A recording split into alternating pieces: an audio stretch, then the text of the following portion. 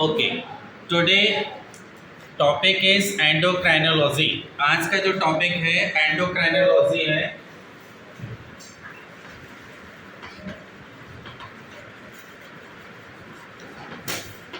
Endocrinology समझने के पहले हम समझते हैं कि इसमें जो ग्लैंड्स आती हैं वो कितने तरह की होती हैं।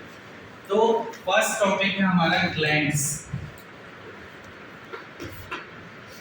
हमारे शरीर में तीन तरह की ग्लैंड्स पाई जाती हैं। There are three types of glands. Number one, exocrine glands. ये वो ग्लैंड्स होती हैं जो अपने सिक्रीशंस को डक्ट की सहायता से कहीं ना कहीं एक्सक्रीट करती है, सिक्रीट करती, निकालती है।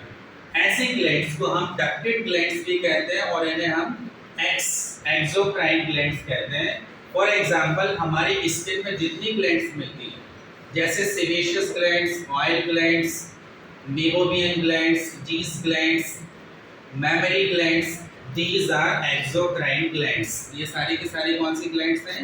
Exocrine glands. सेकंड होती है हमारी endocrine glands.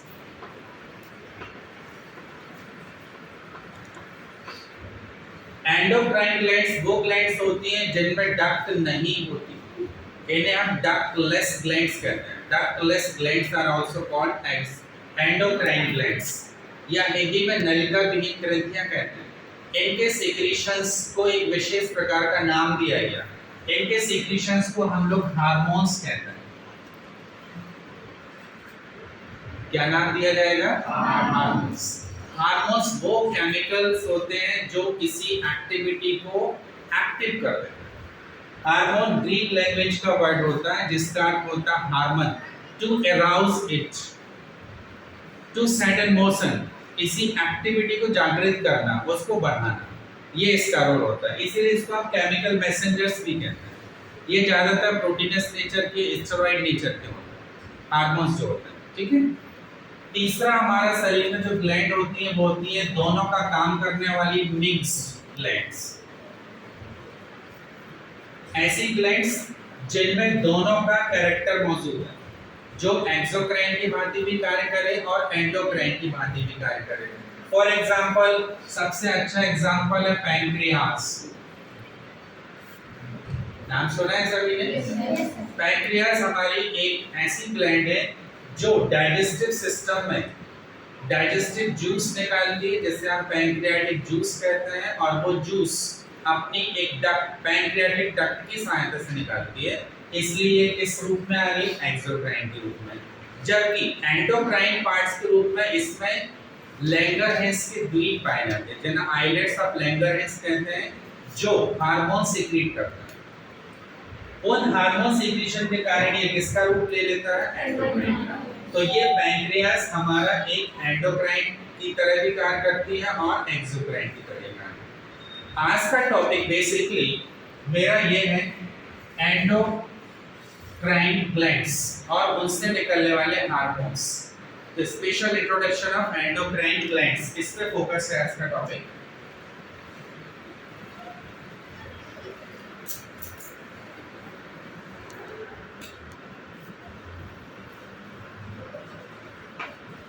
Endocrine glands. Endocrine glands हमारे शरीर में विशेष रूप से टॉप टू बॉटम जो सीक्वेंस वाइज पाई जाती हैं, उनके नाम आता है। नंबर वन, पीनियल ग्लैंड और स्टॉक और बॉडी। इसे तीन नामों से जाना जाता है: पीनियल ग्लैंड, पीनियल स्टॉक या pineal body. Second, pituitary gland और मास्टर ग्लैंड और हाइपोफाइसिस, इन तीनों नामों से जाना जाता है। तीसरा,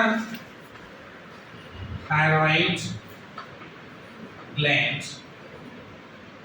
फोर्थ, पैराथायरॉइड ग्लैंड्स, इसमें एस लगा दिया क्योंकि ये संख्या में 4 होती है, ठीक है, ये प्लूरल वर्ड आएगा इसमें। फिफ्थ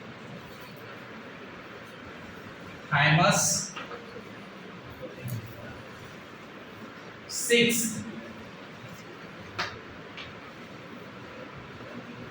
पैंक्रियाटिक आइलेट्स या islets of Langerhans, we can say it only pancreas, हम इसे क्या कह सकते हैं, पैंक्रियास। करेक्ट वर्ड है पैंक्रियाटिक आइलेट्स, एस साइलेंट रहता है। हिंदी में लैंगरहैंस के दीप कहते हैं। उन दीप से अलग अलग सेल्स होती है 4 टाइप्स की, जो अलग अलग हार्मोन्स रिलीज करती है, उनके फंक्शन अलग होते हैं। इसके बाद एड्रीनल ग्लैंड्स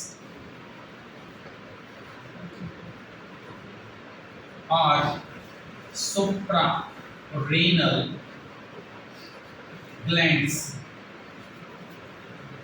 एड्रिनल ग्लैंड्स ये किडनी के ऊपर होती है, इसीलिए उनका दूसरा नाम सुप्रारीनल ग्लैंड्स, सुपीरियर रीजन पर है, इसलिए सुप्रारीनल ग्लैंड्स। देन गोनेड्स,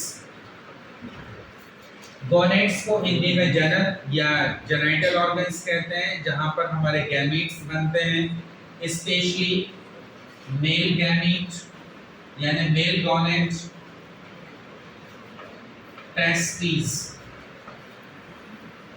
और second female gonad, ovaries. These are our major endocrine glands. ये हमारी मेजर एंडोक्राइन ग्लैंड्स हैं, जिनके द्वारा अलग अलग हार्मोन सिक्रीट किए जाते हैं और उन हार्मोन्स के अलग अलग रोल होते हैं, ठीक है। ये कितनी होगी टोटल संख्या में, आपके बोर्ड के सामने लिखा हुआ है, एक बार revise. Pineal gland, pituitary gland, thyroid, parathyroid, thymus, pancreatic islets, adrenal glands और gonads, male gonad testis and female gonad ovaries. अब now the first is pineal gland. अब फर्स्ट टॉपिक हमारा क्या हो जाएगा, पिनियल ग्लैंड। इस पे एक्सप्लेन करते हैं, देखिए।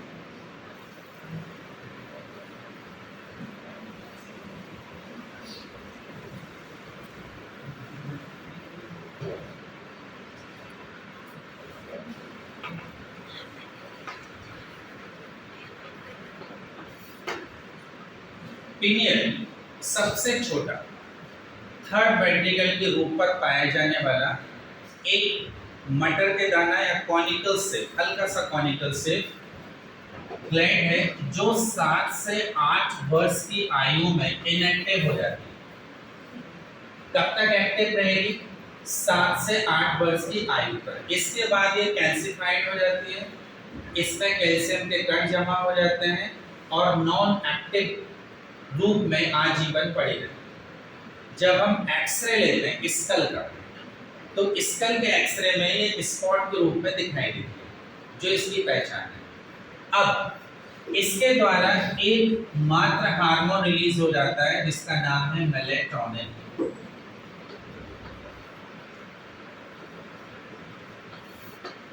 मेलेटोनिन हार्मोन वह हार्मोन है जो स्लीपिंग साइकिल मेंटेन करता है, ठीक है, और रिप्रोडक्टिव साइकिल को इनहिबिट करता है, रोकता है, डेवलप होने से बचाता है।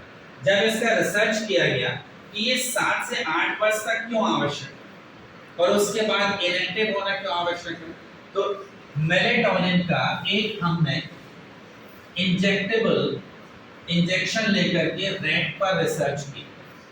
इस पर रिसर्च किया रैट। जब हमने एडल्ट रैट पर मेलेटोनिन का इंजेक्शन दिया और रिसर्च की 15 से 20 दिन बाद देखा कि इसके रिप्रोडक्टिव ऑर्गन्स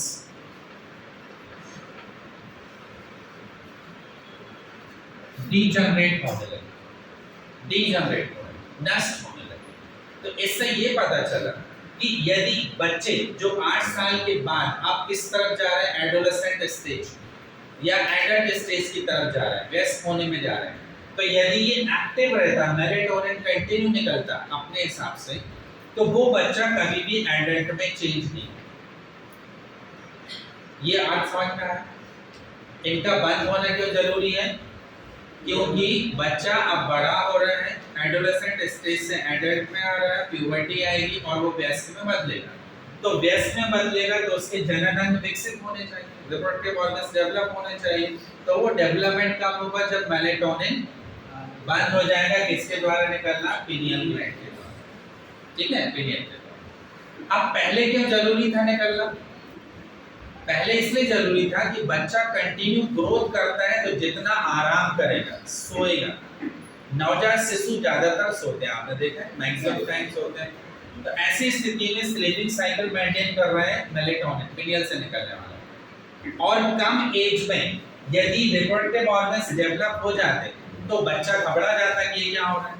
सपोज अभी 4th क्लास में बच्ची जा रही है और पीरियड से स्टार्ट हो जाए तो बच्ची भी समझ नहीं पाएगी क्या हुआ, या 4th क्लास में बच्चे की सेविंग करना पड़े तो कैसा लगेगा।